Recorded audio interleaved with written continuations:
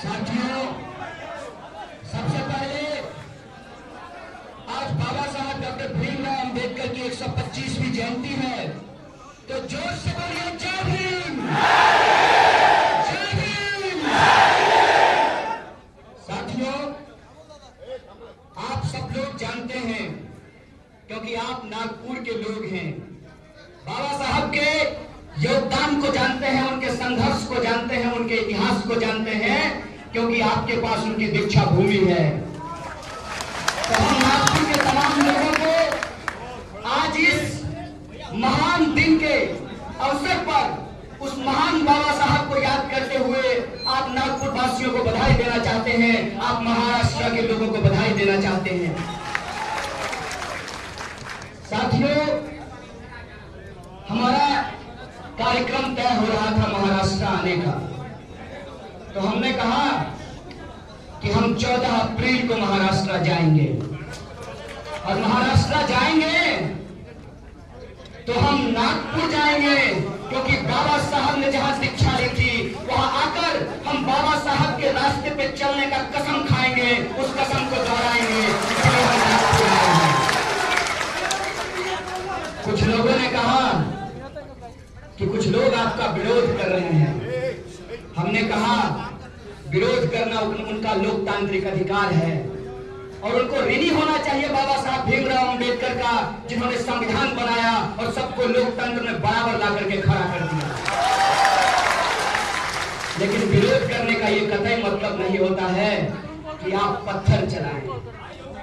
अगर आप पत्थर चलाएंगे तो मैं आपको कह देना चाहता हूं कि ना आपके पत्थर से डरा हूं, ना आपके डंडे से डरा हूं, ना आपका जेल हमको डरा पाई है, ना आपकी गुंडागर्दी हमको डरा पाएगी, क्योंकि हम बाबा साहब भीमराव अंबेडकर के सपनों में हमने ज्योतिबा फुले का गुलामगिरी पढ़ा है, इसीलिए आपके ब्राह्मण वाले गुलामगिरी को हम खत्म करेंगे। और कुछ लोगों ने कहा आप 14 अप्रैल को जानबूझकर आरएसएस के शहर में जा रहे हैं। हमने उनको कहा साहब, जिस तरह से गुजरात मोदी का नहीं गांधी का है, उसी तरीके से नागपुर गोलवलकर का नहीं अंबेडकर का है। और इसीलिए सुबह जब पत्रकारों ने पूछा कि आप क्या करने आए हैं, आप दीक्षा भूमि से क्या संदेश देना चाहते हैं, हमने कहा हम संदेश देने नहीं, हम दीक्षा भूमि बाबा साहब भीमराव अंबेडकर का संदेश लेने के लिए आए हैं। और हम ये संदेश लेकर जा रहे हैं कि नागपुर की धरती में सिर्फ हाफ पेंट वाले नहीं, फुल दिमाग वाले लोग भी होते हैं। और मैं बता नहीं सकता कि मैं कितना खुश हूं कि यहां आकर मुझे पता चला कि जिस आंदोलन की लौ बाबा साहब भीमराव अंबेडकर ने पूरे देश में जलाया है, जिसका ऋणी पूरी दुनिया है, और यूनाइटेड नेशन भी बाबा साहब भीमराव अंबेडकर की जयंती मना रहा है, उस दीपक में तेल कम नहीं हुआ है, उसकी लौ कम नहीं हुई है, और यहाँ की भीड़ बता रही है, उसका साहस बता रहा है।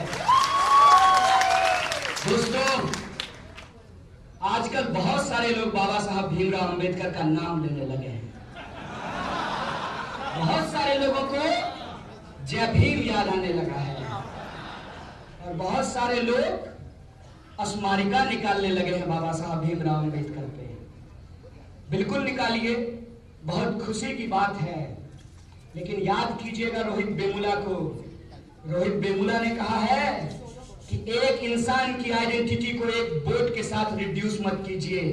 बाबा साहब की लड़ाई सिर्फ रेस्पेक्ट की लड़ाई है, बाबा साहब की लड़ाई सामाजिक समानता की लड़ाई है, बाबा साहब की लड़ाई ब्राह्मणवाद के खिलाफ है, बाबा साहब की लड़ाई पूंजीवाद के खिलाफ है। और अगर आप ब्राह्मणवाद के खिलाफ नहीं हैं, अगर आप पूंजीवाद के खिलाफ नहीं हैं, अगर आप छुआछूत और ऊंच नीच के खिलाफ नहीं हैं, तो आपके मुंह से बाबा साहब भीमराव अंबेडकर का नाम अच्छा नहीं लगता। बिल्कुल तस्वीर लगाइए, बिल्कुल उनको याद कीजिए। लेकिन बाबा साहब भीमराव अंबेडकर ने मनुस्मृति जलाया था। है हिम्मत तो जलाइए मनुस्मृति को, तब हम समझेंगे कि अब बाबा साहब भीमराव अंबेडकर के सपनों को सच करना चाहते हैं। हालांकि आपसे कोई उम्मीद नहीं है। कुछ लोग आकर यहाँ पे भारत माता की जय कह रहे थे, तो उनको मैं कह देना चाहता हूँ कि भारत माता की जय के बारे में अगर सही से किसी ने बताया है तो बाबा साहब भीमराव अंबेडकर हैं, जो कहते हैं कि किसी समाज की प्रगति को यदि आप जानना चाहते हैं तो वहां के महिलाओं की प्रगति को देखिए। बेशक लगाइए भारत माता की जय, हम भी आपके साथ मिलकर लगाएंगे। लेकिन बताइए कि हिंदुस्तान के अंदर महिलाओं के ऊपर जो अत्याचार किया जा रहा है उसके बारे में आप क्या कहना चाहते हैं? मोहन भागवत जी जो कह रहे हैं कि महिलाओं को घर से बाहर नहीं निकलना चाहिए, उसके बारे में आप क्या कहना चाहते हैं? ये सवाल हम आपसे पूछना चाहते हैं। नारों से देश नहीं चलता, वादों से देश नहीं चलता। देश चलाने के लिए आपके पास विजन होना चाहिए, और ड्रेस बदल लेने से लोगों का विजन नहीं बदल जाता। मैं कहना चाहता हूं, शांत हो जाइए, शांत हो जाइए, शांत हो जाइए, शांत हो जाइए, शांत हो जाइए। खाली बात।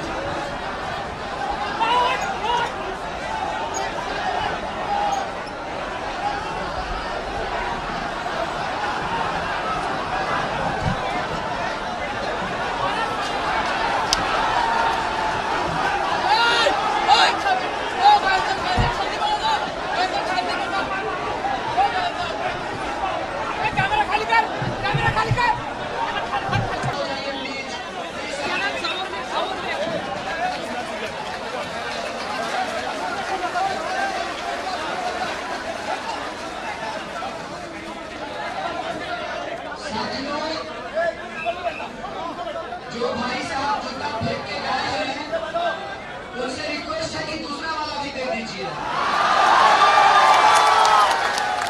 किसी गरीब का काम आ जाएगा तो उसको एक जूता हो जाएगा। और एक बात, दीक्षा भूमि में मेरी चप्पल खो गई है तो मुझे अंदाजा है कि बाहर गर्मी बहुत है, तो अगर आगे कोई जूता फेंके तो साथ में एक जोड़ी चप्पल एक्स्ट्रा लेकर के आइएगा, बाहर गर्मी बहुत ज्यादा है। अब आपको अंदाजा हो गया होगा कि जेएनयू के बारे में गलत क्यों बोला जाता है। जेएनयू के बारे में गलत इसलिए बोला जाता है क्योंकि जब आप सही बोलते हैं तो गलत बोलने वालों की जमीन हिलने लगती है। आज नागपुर की इस धरती से मैं कुछ बोलना चाहता हूं। हालांकि मैं जितने कार्यक्रम में गया हूं इस सवाल पे आज तक मैंने कुछ भी नहीं बोला है। भाई साहब, आप लोगों से रिक्वेस्ट है, हमने अभी गांधी और बाबा साहब भीमराव अंबेडकर का नाम लिया है, शांत हो जाइए। इनके बस का नहीं है, ये हमारा कुछ नहीं बिगाड़ सकते, आप चिंता मत कीजिए, आप शांत हो जाइए। और आप मीडिया पर्सन से रिक्वेस्ट है कि आप हट जाइए, प्लीज करिएगा। आप लोग भी एक तरफ हो जाइए, प्लीज एक तरफ।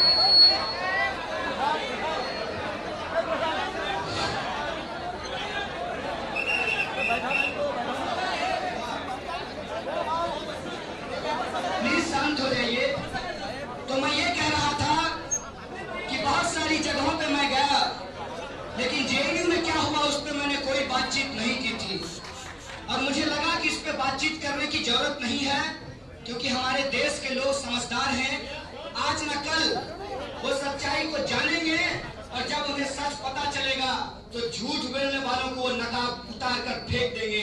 ये बात का मुझे भरोसा था। लेकिन बार बार जो जूता प्रकरण हो रहा है, इससे मुझे लगता है कि कुछ बातें आज करनी चाहिए।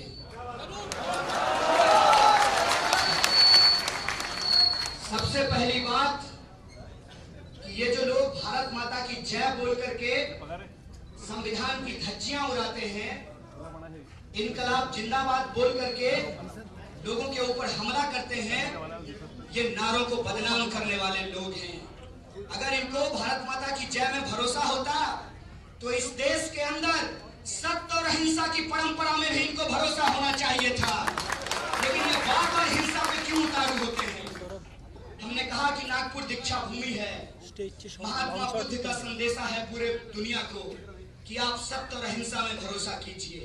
बाद में गांधी जी ने उसको माना और अंबेडकर ने भी माना और भगत सिंह ने भी उसको माना।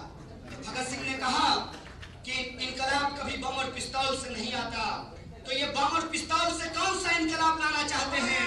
जूता फेंक कर ये कौन सी देशभक्ति निभाना चाहते हैं? और भारत माता की जय बोलकर लोगों को मुंह बंद कराने का इनका मकसद क्या है? आज इस पर बातचीत करने की जरूरत है। तो मैं आपको बता दूं कि जेएनयू कभी भी किसी भी तरीके के देश विरोधी गतिविधि का किसी भी रूप में समर्थन नहीं करता है। ये जो लोग हैं जिन्होंने 50 साल तक अपने मुख्यालय पे झंडा नहीं फहराया था, ये आज हमारे देश ये जो लोग हैं जिन्होंने अंग्रेजों के साथ मुखबिरी की थी, माफी मांगा था, आज हमें देशभक्ति का पाठ पढ़ाना चाहिए। ये जो लोग हैं जो इस देश के अंदर भ्रष्टाचार करके इस देश की जनता को लूट रहे हैं और ये हमें देशभक्ति का पाठ पढ़ाना चाहते हैं, तो मैं इनको कह देना चाहता हूं कि मैं या मेरा संगठन या मेरा विश्वविद्यालय किसी भी रूप में देश विरोधी गतिविधि का कभी भी समर्थन नहीं करता है। इन्होंने एक नकली वीडियो बनाकर एक चैनल को खरीद कर उसके मालिक को राज्यसभा का सांसद बनाने का लालच देकर पूरे के पूरे जेएनयू को बदनाम करना चाहते हैं, क्योंकि जेएनयू के लोग इस देश के अंदर बाबा साहब के विचारों को सच करना चाहते हैं। जेएनयू के अंदर लोग विदर्भ में मर रहे किसानों के लिए लड़ना जानते हैं। जेएनयू के अंदर लोग मराठवाड़ा के अंदर जो समस्या है उस पर बातचीत करते हैं। जेएनयू के अंदर इस देश के अंदर जो गरीबी, भुखमरी और अशिक्षा और बेरोजगारी है उस पर बातचीत करते हैं। इसीलिए इन्होंने जेएनयू पे हमला किया है। मैं आपको कह दूं कि किसी भी रूप में वहां का कोई भी विद्यार्थी किसी भी तरीके की देश विरोधी गतिविधि में कभी शामिल नहीं था। एक बड़ी साजिश के तहत विश्वविद्यालय को बदनाम किया गया है, हमारे शिक्षकों को बदनाम किया गया है, हमारी छात्रा साथियों को बदनाम किया गया है। मैं आपसे कुछ सवाल पूछूंगा और इसके बाद आपको खुद ब खुद पूर्ण तरीके से बात पता चलेगी कि सच क्या है। बताइए, मेरे ऊपर सेडिशन का चार्ज लगा है। सेडिशन को एंटी नेशनल नहीं कहते हैं, पहला सवाल। दूसरा सवाल कि सेडिशन का हिंदी देशद्रोही नहीं राजद्रोही होता है। और बहुत चालाकी से इन्होंने सेडिशन की जगह मीडिया में एंटी नेशनल वर्ड का इस्तेमाल किया। बहुत चालाकी से इन्होंने देशभक्ति बनाम देशद्रोही का एक विमर्श छेड़कर इस देश के अंदर जो किसानों की आत्महत्या हो रही है, जो लोग बिना पानी के मर रहे हैं लातूर से लेकर महाराष्ट्र में, उसके बारे में ये सवाल को छुपाना चाहते हैं। इस बात को ये छुपाना चाहते हैं कि आपने काला धन लाने का